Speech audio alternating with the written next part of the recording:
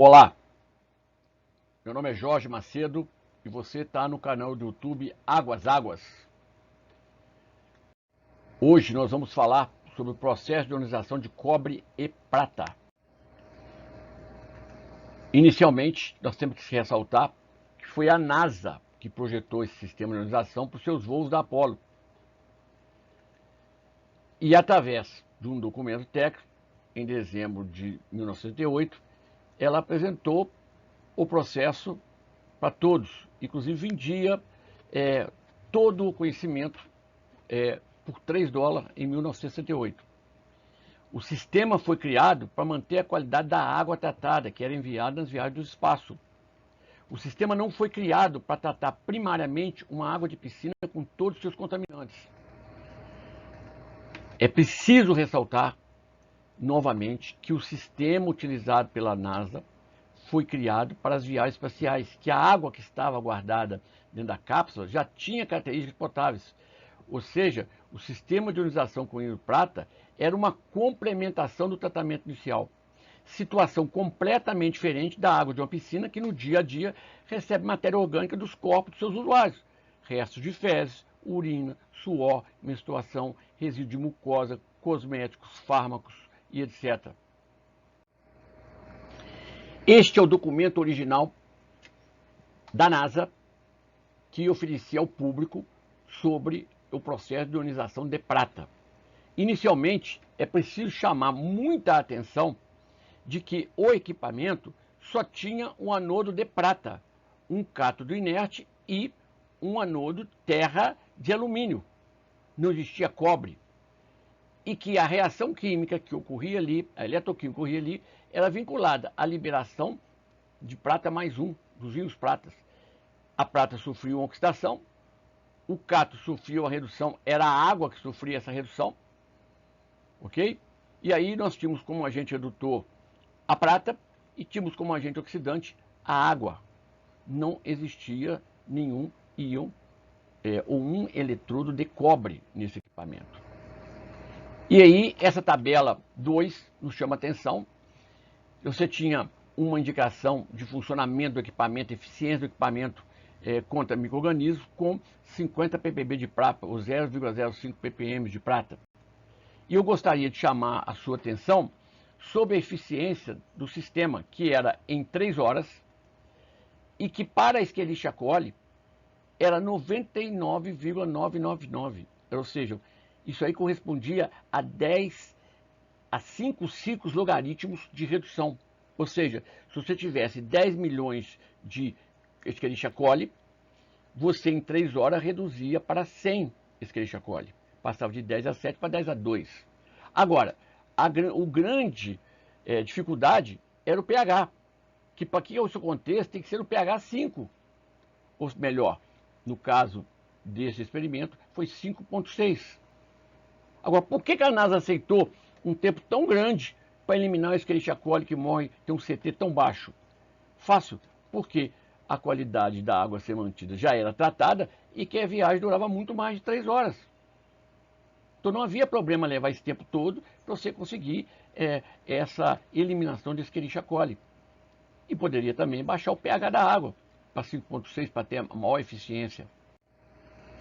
Somente 22 anos depois, em 1989, surge o primeiro trabalho envolvendo a eficácia do processo de ionização de cobre e prata contra a legionela.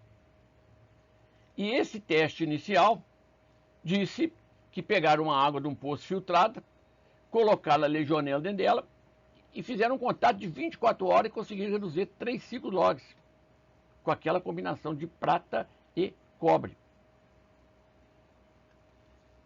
E você nota que o pH é 7,3 e que o que nós estamos mexendo aqui é com a legionela. O mesmo grupo, novamente, apresenta um outro trabalho em 89, já levando para a área de piscinas. E aí ele faz algumas afirmações que com essa concentração de prata, com essa concentração de cobre e com 0,2 mg de cloro livre, ele conseguia reduzir o Streptococcus faecis e a Escherichia coli. Isso foi colocado em 1989. Quando chega em 1990, eles já não citam mais a área de piscina e já dizem que testaram o equipamento e que não houve uma diferença significativa quando você usa o sistema cobre-prata e cloro livre e aqueles que usaram cloro livre sozinho. Eles mudaram a opinião deles de 89 para 90. Quando chega em 1999, para a legionela, foi a tampa do caixão, porque estudaram 4 anos o sistema funcionando dentro do hospital alemão e chegaram à conclusão que não deveria usar o sistema mais. Por quê? Porque a legionela estava desenvolvendo tolerância aos vinhos prata e que não haveria função para isso. Quer dizer, em 99 já não estava a indicação mais de utilização. Na Suíça houve um estudo, também em 2005, que chegou à mesma conclusão e que o sistema era efetivo quando aumentava a temperatura para 65 graus, o que não era viável em muitos dos casos. Essas informações que eu estou passando para vocês foram colocadas nessas referências que estão abaixo, citadas as referências.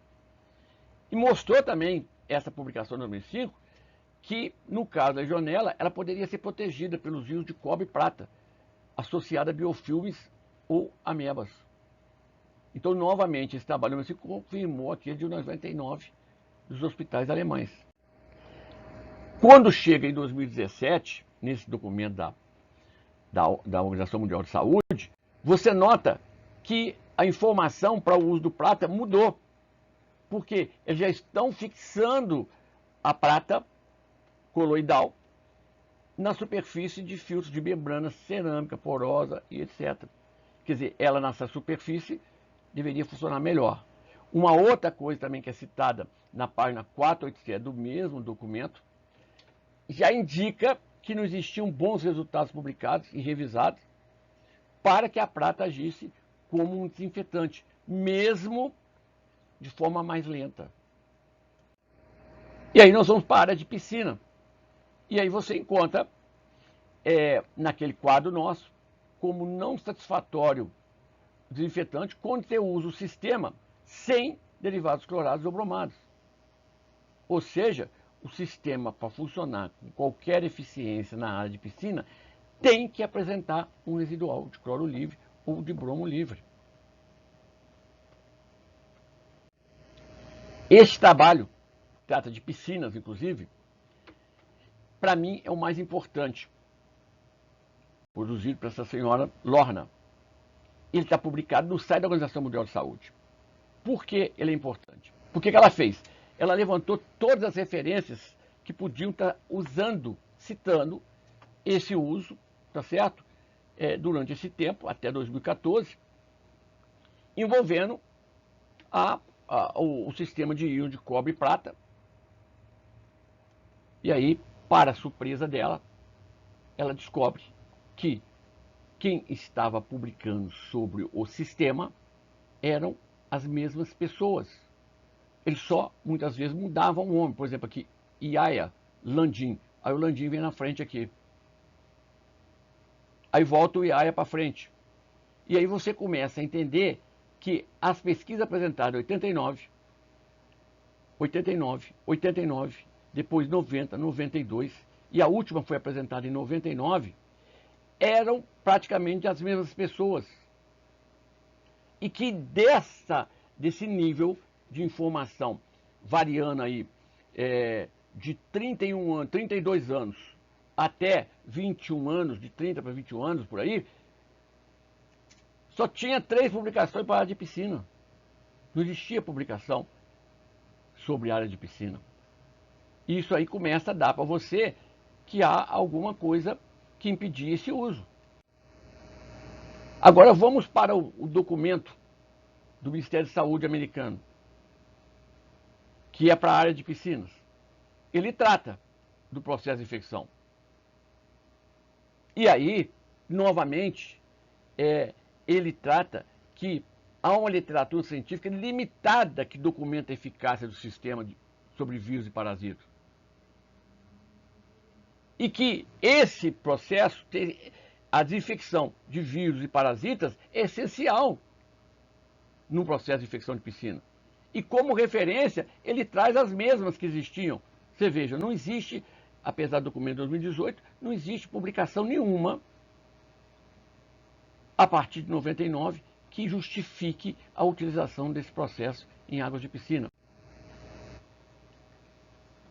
Vamos para o que nós estamos usando, certo? Vamos para o que nós estamos usando como referência. Quando você vai olhar, você nota que as publicações são as mesmas. As pessoas são as mesmas que falam sobre área de piscina. E que não existe nenhuma publicação nova sobre o assunto. Existe até uma citação de uma publicação de 1958, cara. Isso há 64 anos atrás. Isso mostra que um documento de 2019 não conseguiu encontrar nenhuma referência desse processo para a área de piscina recente. E se você notar, nós temos aqui 2 citações para a área de piscina. Este trabalho, publicado em 2001, para mim foi a tampa do caixão. O que esse pesquisador fez? Ele pegou o sistema de cobre e prata e colocou a Escherichia coli como referência. E aí, com 30 segundos de contato, ainda tinha 100 mil bactérias lá dentro. Com 1 minuto, 94 mil. Com 10 minutos, tinha 77 mil. Ele falou, não funciona. Então vamos fazer o seguinte, vamos botar um pouquinho de derivado clorado. Aí com 5 minutos caiu para 73 mil, depois 49 mil por minuto, e com 10 minutos já não tinha mais. E aí o que ele fez? Pegou somente o derivado clorado, 2 ppm de cloro residual. Com 30 segundos só tinha 850, com 1 minuto não tinha nenhuma bactéria, e com 10 minutos já não tinha mais nada. Então ele provou que o sistema, do jeito que está projetado, não funciona para a eliminação de organismos como a Escherichia coli, coliforme fecal, que é muito simples de ser eliminada, inativada. Aí eu falei, vamos procurar agora uma informação na Associação dos Profissionais da Área de Piscina e Spa, os piscineiros dos Estados Unidos. Quando você procura, como um sumário das características, eles são caros. Claro, os íons de prata, eles têm ação bacterostática e tem que usar junto com o derivado clorado bromado. O cobre só tem ação algicida e sempre que usar cobre e prata requer que você use um sanificante complementar que deixe residual. E dizem ainda que o cobre e prata são incapazes de oxidar os contaminantes da água. Reforçam que a NSF indica que se use um derivado clorado ou bromado junto com eles. Isso é repetido no interior do documento, tá certo? E que repetem que os ionizadores não têm habilidade nenhuma de oxidação.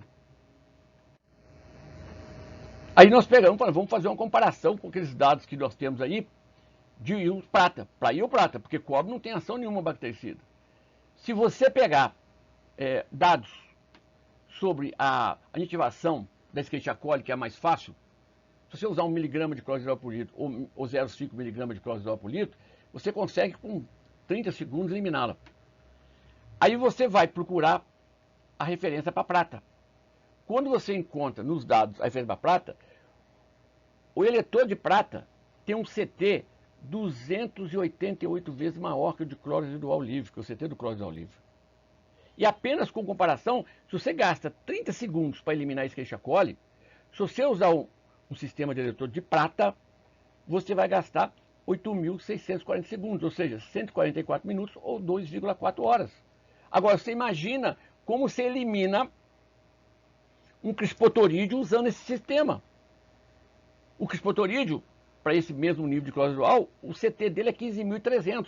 Você multiplica por 288, depois divide por 60 para achar em minuto, depois divide para achar em horas. E depois você divide por 24 para contar o número de dia. Dá mais de 3.000 dias para você conseguir eliminar um crispotorídeo usando o sistema. Como fazem propaganda, como fazem da NASA, que o sistema foi da NASA, do NSF, eu fui consultar o NSF. E aí o NSF é público, você entra no site nessa página, você escolhe o tipo de produto que você quer, logicamente eu escolhi os ionizadores de cobre e prata, e você clica em pesquisar e vai abrir para você um arquivo onde mostra quais são as empresas que têm esse produto certificado, registrado no NSF. Surgem duas empresas. E quando o NSF emite essa certificação sobre o produto, ele coloca condicionantes. E a primeira é, se você dizer que está sem usar cloro, tem que estar usando bromo. E a segunda, que eu acho mais importante, ele testa o sistema contra dois organismos, Pseudomonas e Streptococcus faecio. Este equipamento de prata e cobre demonstrou que é capaz de reduzir 3 ciclo-logs para Pseudomonas, mas não demonstrou capacidade de desinfecção ou de inativação para o Enterococcus faecio. Isso está escrito nesse registro público. A outra empresa, o equipamento dela é só de cobre. Ele não tem prata no equipamento. E aí, para nossa surpresa, este equipamento não demonstra capacidade nenhuma de inativação microbiológica com relação a Pseudomonas ou contra Enterococcus faecio. Então, os dois sistemas que estão lá publicamente registrados não têm ação sobre Enterococcus faecio. E aí eu gostaria de trazer novamente para cá o que está escrito nos dois certificados de registro. E vou pegar a resolução da Anvisa, de 28 de fevereiro de 2007. Lá tem um anexo que é necessário, que indica os micro-organismos para avaliação da atividade microbiana. Para desinfetante das piscinas, indica-se o Enterococcus faecio. Veja, os dois equipamentos não têm capacidade de inativação dele. Este é um pedido da nossa legislação. Os equipamentos do Brasil estão contrariando a legislação vigente? Porque se eles têm leitor de cobre, prata ou de prata, não tem ação sobre Enterococcus faecio. Agora, já apareceu, como estava desgastado a imagem dos urinadores, já apareceu nos Estados Unidos um novo sistema, que é tratamento de piscinas mineral. Pasmem, senhores, o tratamento de piscina mineral é o mesmo usando os rios de prata e cobre, borato, cloreto de magnésio e uma pequena quantidade de cloro. Ou seja, esse tratamento é o mesmo do ionizador de cobre e prata, mas como o marketing é forte, eles mudaram o nome agora nos Estados Unidos. As conclusões que eu posso chegar, com base nas publicações científicas, para a utilização de piscina, e aí eu digo, o sistema tem que possuir eleitor de prata, para ficar igual ao da NASA. Não é indicada a utilização em água de piscina como desinfecção primária. A única forma de utilização é o uso concomitante de 2 a 4 mg de cloridral livre. Eleitor de cobre não geram íons com ação bacteriostática ou bactericida ou virucidas ou contra protozoários.